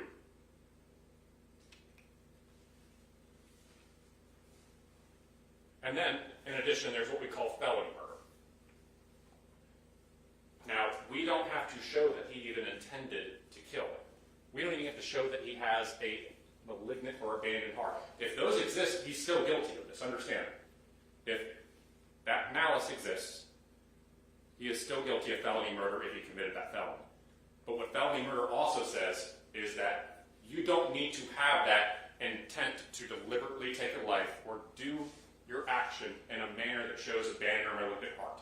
All that matters is, did you do this underlying crime, this underlying felony? If the answer is yes, step 2, did someone die? And was it as a result of that underlying felony? If the answer to that is yes, the math finally matches, and it's guilty.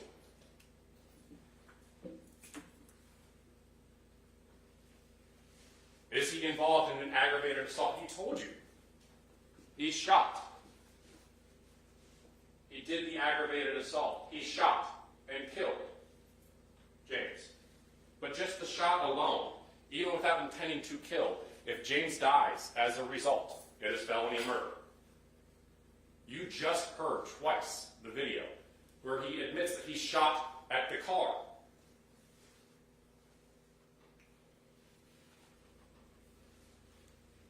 And that's going to be criminal damage to property. But we're going to get to that in a moment here. All right, we just covered the aggravated assault. Count 3 is felony murder for criminal damage to property in the first degree. And that's where you knowingly and willfully, which he said, he knowingly shot without authority. James Thomas sure as hell didn't consent to being shot at 3 times. Shot his vehicle in a manner so as to endanger human life. So even in the shooting, when he's shooting at that vehicle, and we know Fantasia Sims' vehicle is also right there, he puts not just James Thomas's life at risk, but Fantasia Sims' life at risk. Not only that, he also puts everybody that's on that roadway, especially those that are coming forward over a bridge to those vehicles, that can cause that potential head-on collision. So did he shoot a vehicle in a manner that endangered human life? The answer is yes. Did someone die as a result of that? The answer is yes. Therefore, you are guilty under both criminal damage to property in the first degree, as well as the felony murder based upon criminal damage to property in the first degree. Understand, we don't have to prove motive. That is not required. Now, you heard from Travis Widener He's normally real chill, but he can go from, you can get upset real quick. And that's the motive here. He got upset. This guy's hassling him, questions his manhood, and he just pops one off, or three off, because he's upset, he's tired, and wants to be left alone when he's going home from work. That's your motive, is he was insecure about his own masculinity. And he's tired, and he's frustrated, and he's going to go ahead and show his masculinity by pulling out his big stick and firing.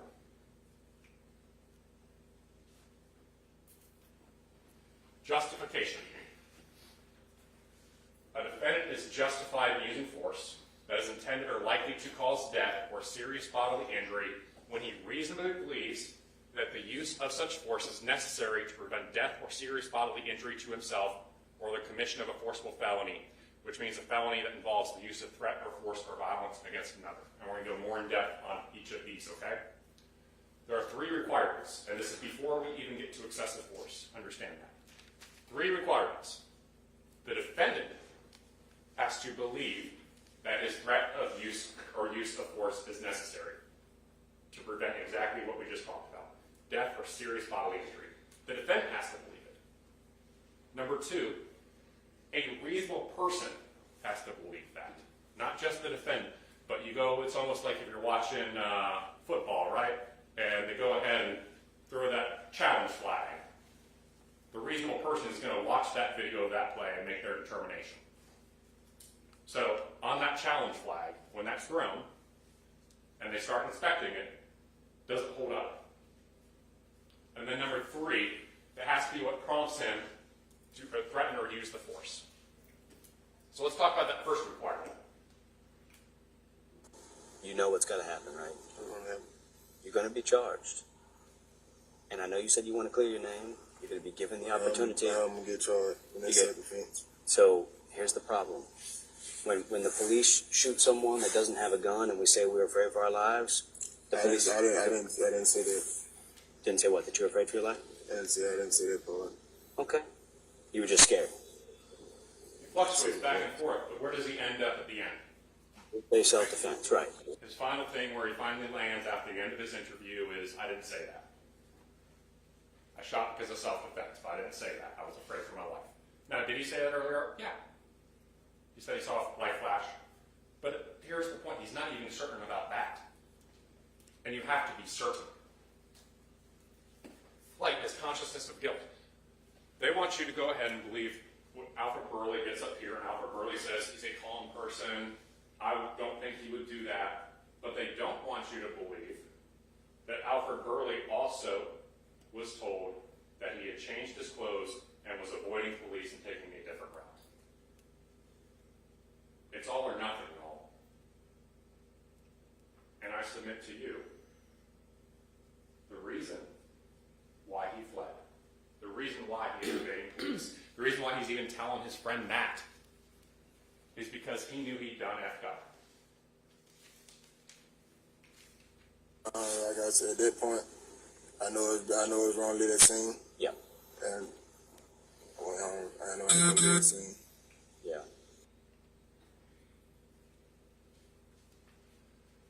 If your actions cause a crash and put others also at risk, a person that is a victim lets the authority know why this happened and to check on people. So the car, when it swerved over, it must have almost hit you, huh? It wasn't that far from where you would have been I standing. was on the sidewalk.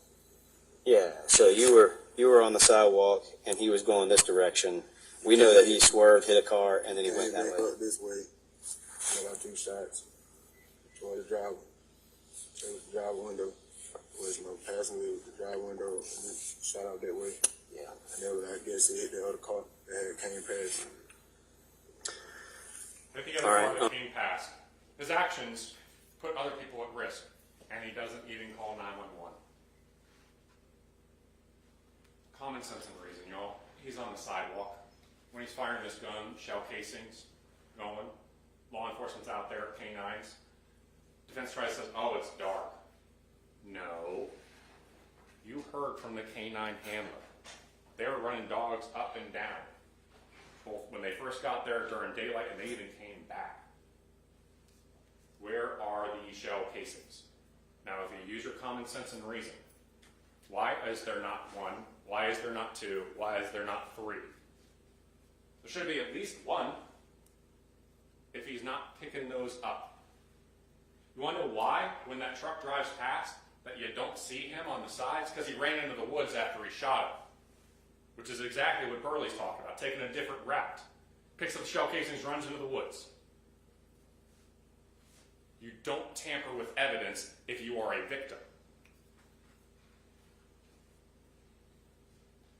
Now let's talk about what a reasonable person would do, because this is also required. Would a reasonable person believe that there is no other option but pointing that gun and firing 3 times at a driver's side window on a roadway that has other vehicles on it, when you never saw a gun, never had a threat of harm, 2.5 lanes away, vehicle's not even in park, the door is not open, there are other vehicles you can wave down. We all saw the videos of cars coming and going, including the truck, right? Y'all remember that portion from Herman Broadus? Didn't appear that there were any kind of people in distress when we drove by, right? No pedestrians in distress. No. Plenty of cars to wave down. We all saw the timeline, only a few minutes away from the store. Also, you got your, I'm still going to call it a skateboard because I don't know what it changed into between closing and this, but still got some kind of object you can get on. Has a cell phone. He's armed, so there's other options. And was there a corner store 2 blocks away? So, challenge flag thrown when the defendant says that I actually truly feared for my safety. Take it up for review. What does the review say? Call overturned because of these facts. That is not reasonable. That there is nothing. This is your only option. It is necessary. It is required that you use deadly force in the manner that you did. All right, excessive force. This is the most important charge in this case. A defendant is not justified in using excessive force while acting in self-defense. Even if the defendant hit those earlier criteria of being justified, you cannot take it from 0 to 100. Just like I said in opening, you've got to take any other step short of that before you use deadly force. If you decide the defendant used more force than was reasonably necessary to defend against the alleged victim's threats or use of force, then it is not justified. And if it's not justified, it's undisputed about guilt. Option number 1. Is this an option that could have been done? Again? Nah, I'm good. Leave me alone. Continue anyway. I'm good. Should that have been tried before firing 3 times into a roadway at a driver's side window? Should that have been done? If the answer is yes, then your verdict is guilty. Number 2, something that unfortunately I think every single woman knows when they are being hollered at. Sometimes just ignore. And that's what he could have done. Could have ignored it.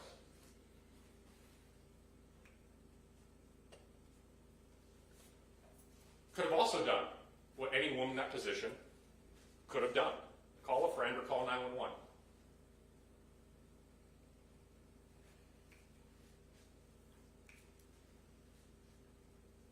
Could have done anything that a woman could have also done in that situation. Warn that you're armed. If you believe that this is a step that could have been taken before using deadly force, if you believe it could have been done, just say, I told you once, I'm good on the ride, I told you twice, I don't want to get in and do anything sexual, I got a gun, leave me alone. If that is an option before murdering James Thomas, your verdict has to be guilty. Option number 6. Could have shown it. Could have shown the gun. if that is an option, short of using the gun. Because, let's be honest, the phrase is not, if you got a gun, you got to use it. It's, if you got a gun, you got to be prepared to use it. If that is an option, a step that should have been taken before using deadly force, your verdict has to be guilty. If you're, go ahead, not just show it, but actually pull it out and show you mean business.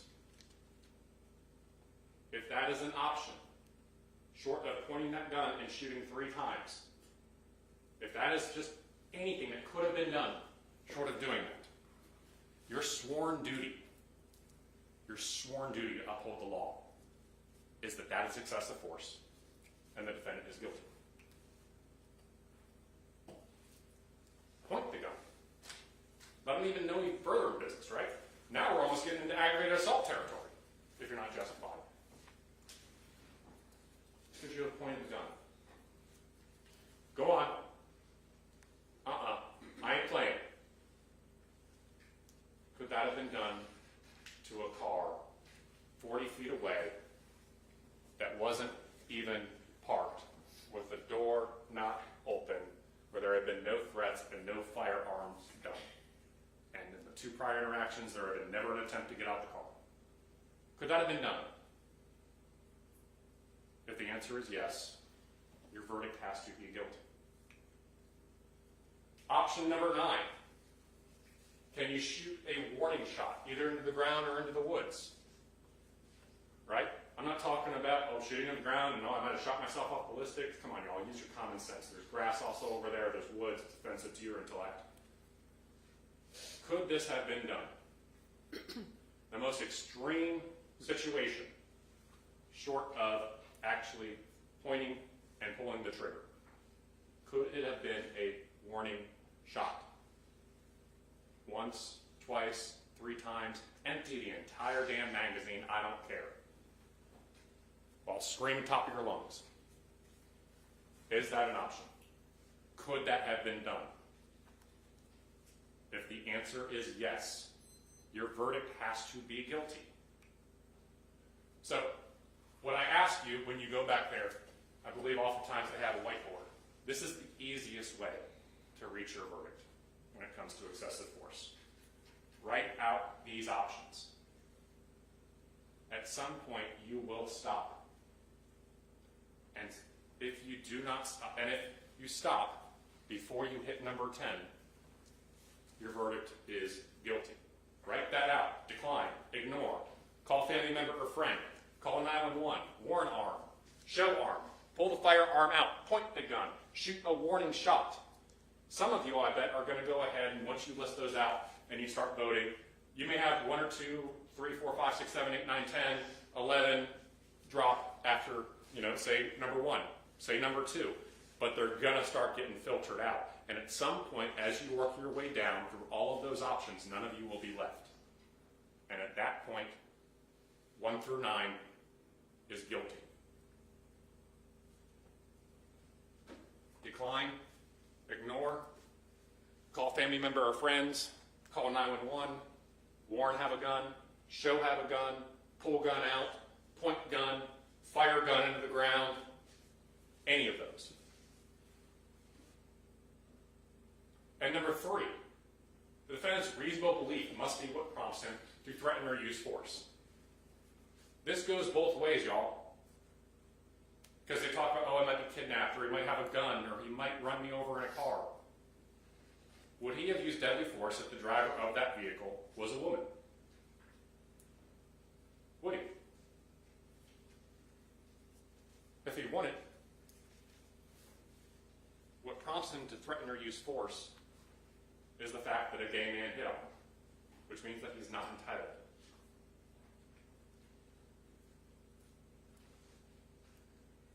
Y'all, I want to talk about what I consider, and I'm winding down here.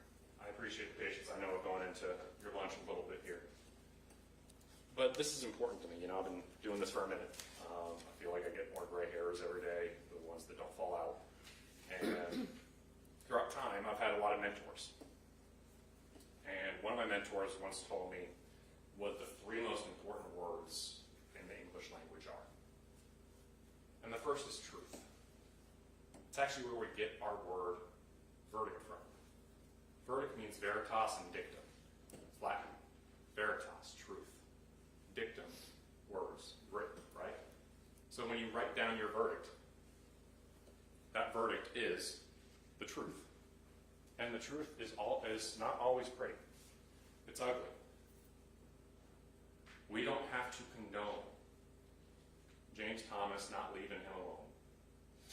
Nobody's saying that he shouldn't have left him alone. What we're saying is that him not leaving him alone and going back a third time, which, by the way, please remember that when he came back that third time, he's just simply going back in the same direction of travel as he was originally going. And when he comes back on that time, that doesn't mean that he should die. The truth is ugly. But you heard it throughout this trial. We didn't shy away from the truth. And when you hear that truth, you are able to do something. Because you're able to do that second word. With that verdict, that truth, you write your verdict. You're able to do another thing. You're able to give justice. Look at him. I know you all don't want to, but look at him. He deserves that. He deserves justice. And that is the role of the jurors. Through the truth of your written words of guilt, you give, finally, justice to James Thomas. But most importantly, you give something else. You give peace. You give peace not just to James, but you give peace to the family that's had to sit throughout this trial and listen to the slander and the insinuations with zero evidence about the character of their loved one. You get to give peace to the family that has been traumatized again and again and again when their son is referred to as an animal. He is not an animal. He was a human being. He was a son. He was a brother. And he deserved respect, and he deserved the right not to have to be 6 feet under the ground. And that's what he took from them when he used excessive force. And your verdict, that truth of guilty, gives not just justice to James. It gives peace, finally, after all of these years, to that family. And it gives peace to the community that you live in, to know that we are not the wild, wild west.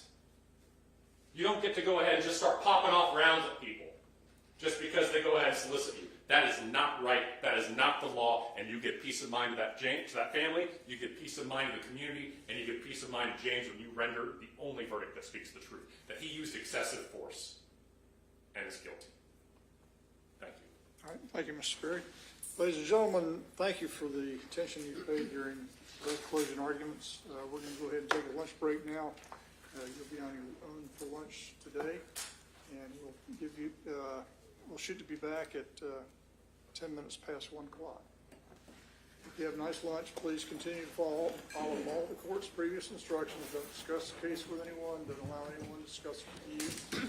As soon as I give you the charge, you'll have plenty of time to talk about it. All right.